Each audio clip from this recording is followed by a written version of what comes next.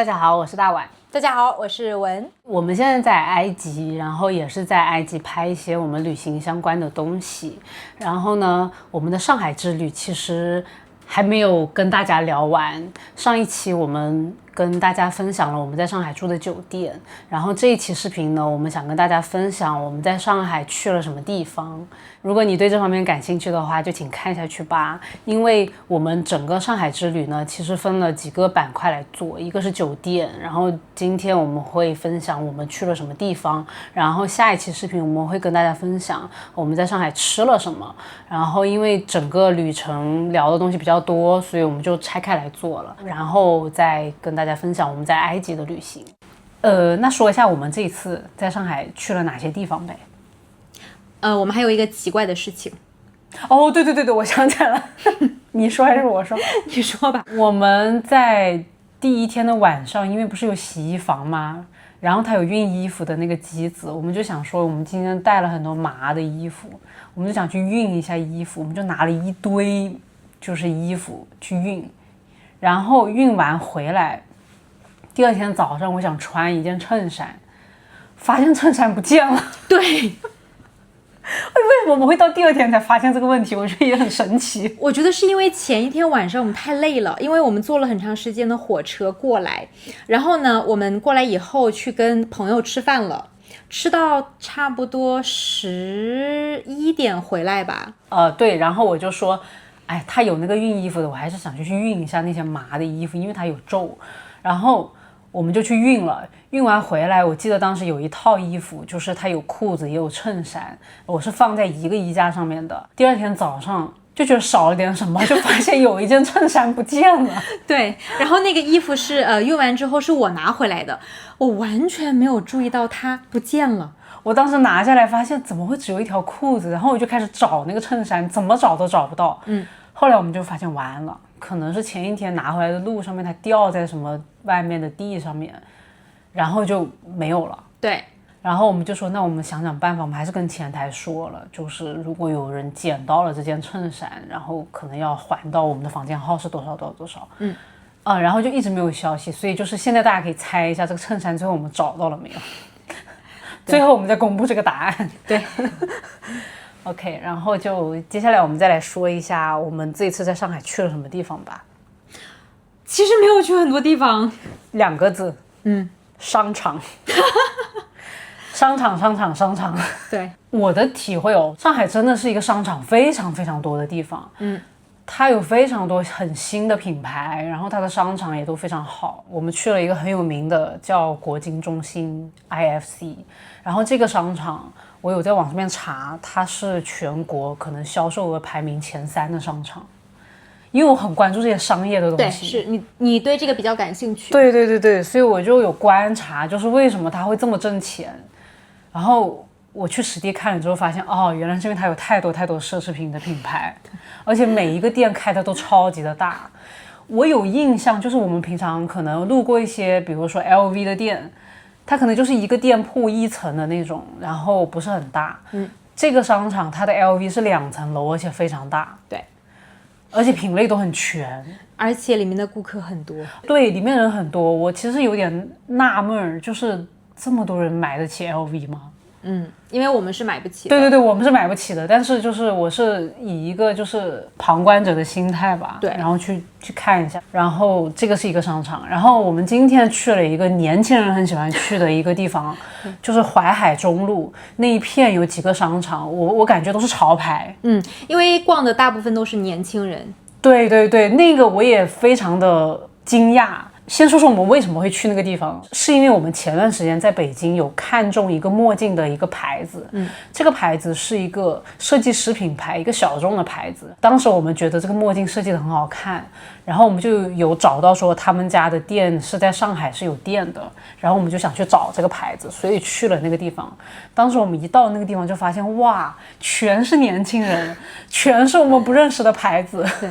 然后后来我就有看到说这个地方是那种设计师的品牌的聚集地，我还是挺开心的。对，我有感觉到就中国的设计师就是慢慢的在崛起。对，特别是我们当时在1楼有看到一个鞋子的牌子，我们当时在外面看发现说哎，怎么他们家店这么多人在里面试穿？对，然后我们在网上一查，这个牌子是一个上海的，原来是一个设计师品牌，然后这2年它突然间就火了，有很多外国人喜欢来上海买它，甚至它被称为是上海的土特产，土特产以前我们是用在买当地的一些什么零食呀，对，然后一些传统的牌子什么的。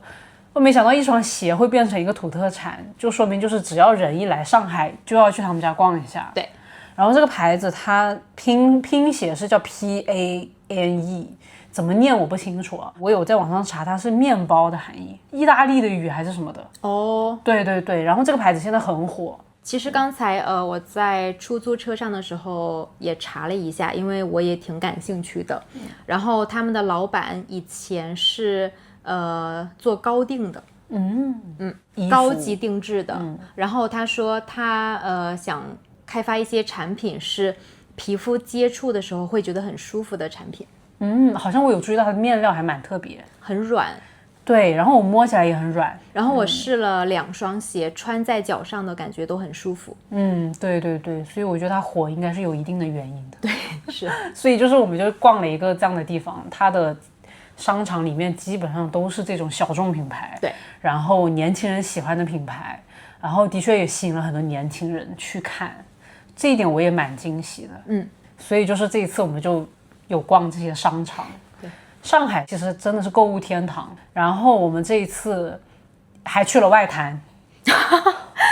外滩别提了，外滩太多人了。我好像有拍一些视频，然后大家可以看一下那一天我们去的时候外滩到底有多少人。对，外滩太多人了，已经有点不舒服了。对，但是外滩是必去之地啦，没办法，所以我们就还是去了一趟外滩。因为觉得来都来了，然后要去看一下。对对对，但是我们基本上可能逛了就是小20分钟，半个小时走完，然后我们就赶紧就跑了。前天我去工作了，然后你去哪儿了？我去看画展了。对，看展是在上海的年轻人很喜欢去的活动。上海有很多很好的展。对对，经常是很国际的，然后很现代的展会。然后我那天去的是浦东美术馆，它就是离很多旅游的地方都很近，我觉得还挺方便的。如果你来中国，你想看有没有特别的展呢，你可以去搜一下这个地方，就是叫浦东美术馆。然后这一次我去看的展呢是莫兰迪的画展。莫兰迪很有名，在中国是。其实好像是5年前，他们很喜欢说莫兰迪配色，就是觉得它的颜色很高级，对，很漂亮。对，据说是这一次是最多的作品带到中国来展出。多少件作品？100多件好像是。哇，那很多。对对对，我那天去其实还排了蛮久的队。去美术馆它是买1馆的通票，周六周日是150块钱，你就可以整个馆都逛，不仅是这一个展，它还有别的展，你都可以去逛。然后那天我是在这个展的门口，他有要求要排队，因为他想分批次的把人放进去，就不会很多人都在里面扎堆，然后你会让你看得不舒服。就没有那么挤。对对对，他是分批次放一些人，分批次放一些人这样，然后就排队去看。然后这一次他基本上把他的那种经典的都展出了。当然因为我不是专业的人，就是我只是走马观花，但是还是觉得有被熏陶到。就是真正的就是用自己的眼睛去看了一下它的颜色，然后看了一下它创作的历程，然后看了一些原来它不仅仅是画那个瓶子呀罐子呀，它也有画风景。对对，然后昨天晚上你给我看了一些你拍的视频和照片。对对对，你知道我有多羡慕你吗？你会画画，我觉得你会喜欢。对，我学过油画，所以我很喜欢莫兰迪呀，下次有机会再去吧。对，它这个展持续时间还挺久的，都10月份了，好像。真的吗？对对对对对，它还持续挺久的。那我们考虑一下，从埃及回来以后，要不要再来一次上海？对，你可以考虑一下。或者他们在北京会不会办一个展？希望吧。但是的确，我觉得就是现代的艺术在上海还是比较多。然后来说说为什么这一次我们好像没有去什么地方，除了工作，然后还有一个很重要的原因，也是为什么我们会在上海从3天变成待了4天。对，就是因为台风来了。对，然后呢，我很幸运的又一次遇到了台风。好像你每次来上海都会有台风。就是2次。我去年有一次，也是差不多7月的时候来上海出差，然后我当时出差结束以后呢，我要飞回清迈，然后那天我的飞机晚点了4-5个小时，是不是？好像是。然后这次来呢，我们回北京的高铁直接被取消了。对，就是那天说这个台风要登陆，然后就陆续开始接到短信说你的高铁不拉不拉的，然后停运，就直接没有了。我们在网上面一看，当天全部的都没有了。其实我觉得多待2天也可以，但是问题是我们3天之后要飞埃及。对，所以就现在我们其实还蛮紧张的。对，因为少一天准备还挺麻烦的。因为我们去埃及的行李还没有收拾。对，但是这个事情真的也很突然，所以就导致我们最后不得不选择要再多住1天，然后明天才离开上海回北京，然后还是选择坐高铁嘛。所以这一次的这个台风其实影响面积还挺大的。昨天在商场，你记得吗？当时那个雨一下下来，我就听到大家都在讨论飞机。对，就很多人都被迫的留在上海。对，然后飞机要么被取消了，然后要么晚点了。为了保证安全嘛。对，是，也可以理解。对，安全还是第一的。然后最后就是来说一下这个衬衫，我们当时第1天的时候心都凉了，结果我记得是第2天上午你吃完早餐回来跟我说。没有，是我那天早上迷迷糊糊的，我不是睡得不好吗？然后打开手机看到有一条短信啊，然后前台给我发消息说你的衬衫找到了，那你可以来前台取。哇，你知道中文我记得说人生有3大幸事，对，其中之一就是失而复得。对，是的。另外2个，但是我记得每一次我失而复得的时候，我都记得这句话，就是人生有几大幸事，失而复得是非常靠前的一个。失而复得就是你原来认为你丢掉的东西，然后你又找回来了。对啊，我想起来了，